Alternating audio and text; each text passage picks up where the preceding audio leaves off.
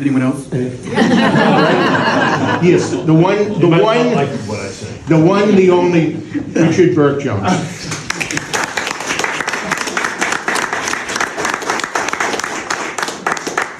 Be seated. So actually, I want to take off on first that painting over there because I had just had a question from someone here about how I did that perspective before drones. This was before drones.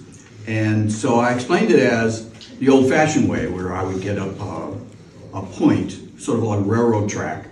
And then I learned from one of my old professors, don't pay attention to rules, break them. So there's several points that your eye can go to.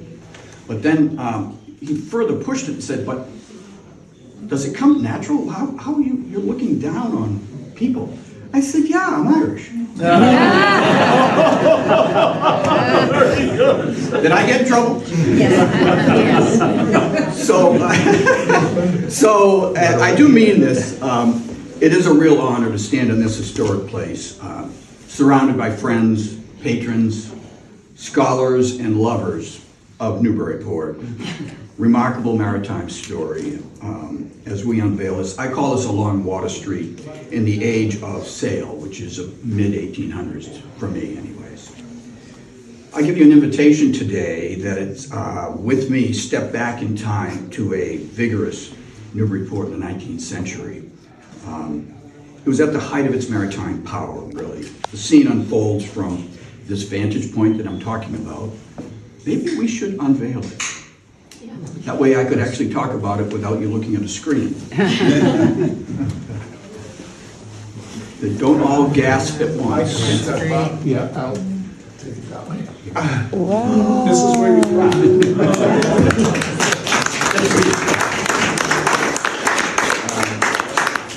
So maybe it makes a little more sense if I can talk about it. It unfolds from this sort of an elevated view. I call it a crow's nest view, not a bird's eye view, but it's actually a view down the street. The people that commissioned it, Tom and Tracy Frescone, live down the street, and they have a Palladian window that's bricked out. So they came and said, we want to look out that window as though it was in the mid-1800s. I said, no problem.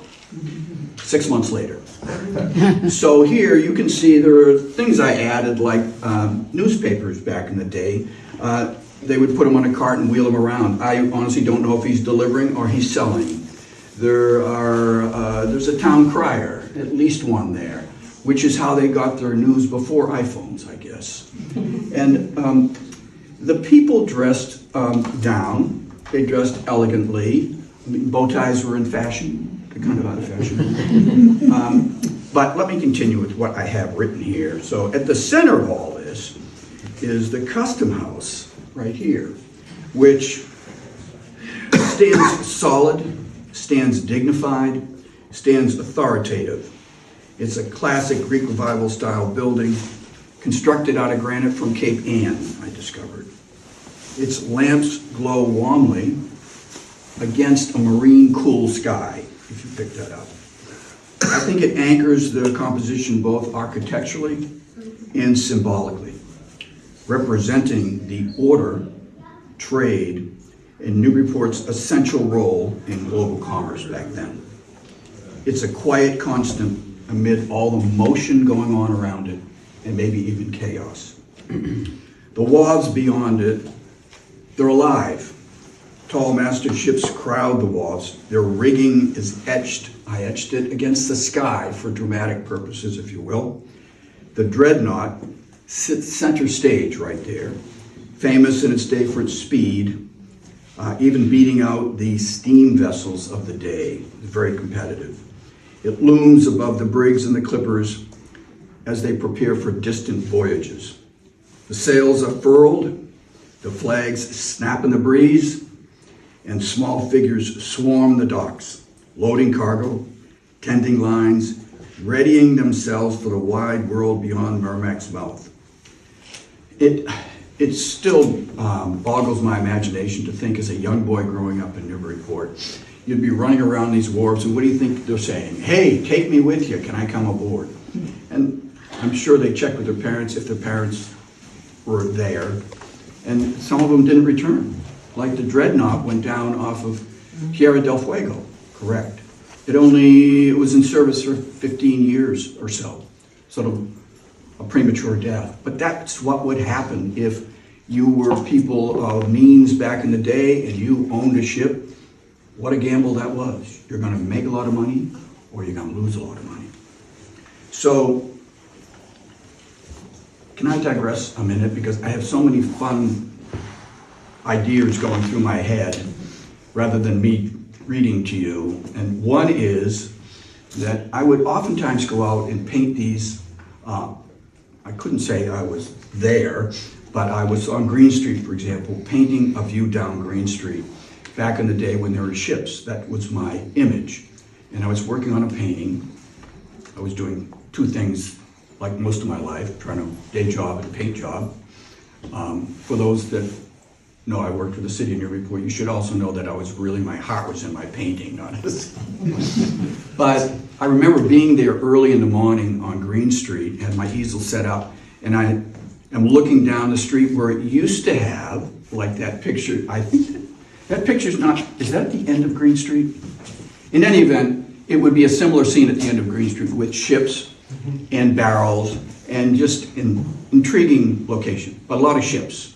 And I had ships in my painting. And it was early in the morning and a guy came up behind me, made me a little nervous. And I think he had been up all night. And it was maybe 6 a.m., the sun was coming up. And he started to sway. I thought, what do I do? So I swayed with him for a while. And then finally, I don't think I'm making this up, Stuart goes, excuse me, sir, he says, just so you know, there's no ships out there, okay?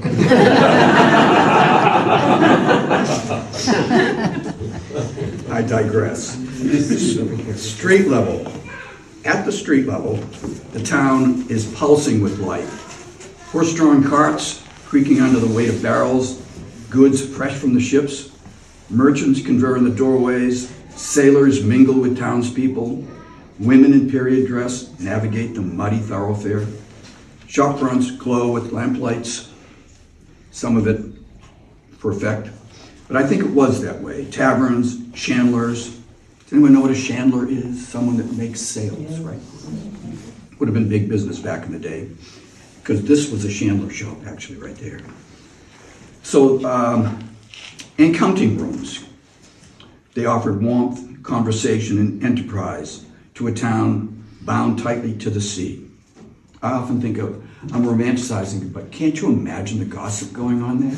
This is Newburyport we're talking about. So I hope you like the handling of the light and the surface. It's meant to reinforce that sense of immediacy. The wet streets reflect the lanterns, the windows, the brushwork animate figures, and the architectural like. My goal was to have a certain balance between the monumental presence of the ships. I don't know if you get that from here, but if you were there, I'm sure they were just looming above you. And intimate human stories unfolding moment by moment at the street level. As I said, I can hear kids yelling, "Sir, may I come aboard?" He would be off, and maybe he'd return, maybe he wouldn't. I can't imagine those days. That's why they used to have widow walks, right? So this is not meant to be a distinct historical reconstruction.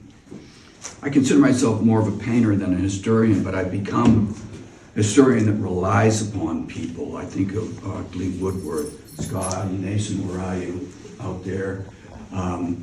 David Vine, who did that diorama. That was, maybe he was looking at my painting, I was looking at his diorama, but we all sort of lean on each other as we gather more information or reconstruct in our imaginations, if you will, what it was like back then.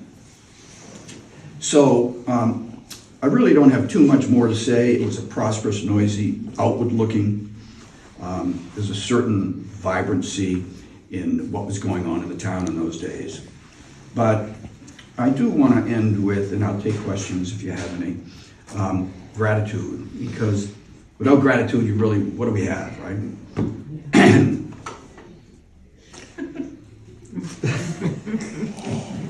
Say something. Thank you. So this work wouldn't exist without generosity and collaboration. My heartfelt thanks to the Frescones, David Vine, Scotty Nason, Dan Abdullah and Mark Moquin, who lent back, they purchased that a number of years ago, lent it back to the museum, thank you very much. James Russell, he said nice things about me, so I have to say something about it. But you're extraordinary, James, really. You brought such, not only knowledge, but enthusiasm to this place. You rebirthed it again, and we're all thankful to that. Thank you for being part of the moment and keeping this history alive, not just on the walls, but in our shared imagination. What have I forgotten? Did I forget anyone? I'm sorry if I did. I would say your names out loud, but they've already heard about you. We have dignitaries here, former mayors. Am I missing more than two? Just two mayors? I'm so disappointed. That's right. And former city councilors. We have a lot of very important, wonderful people. So do you have any questions as to why I would do this my whole life? I don't have a good answer. Yeah. Richard, it's awesome.